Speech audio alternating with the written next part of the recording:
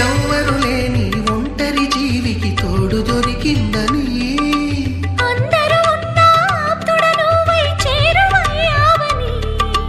జన్మకు ఎరుగని అనురాగాన్ని పంచుతున్నావని జన్మలు చాలని అనుబంధాన్ని పెంచుతున్నావని శ్వాసతో శ్వాసే చెప్పెను మనసుతో మనసే చెప్పెను ప్రశ్నతో బదులే చెప్పెను నేను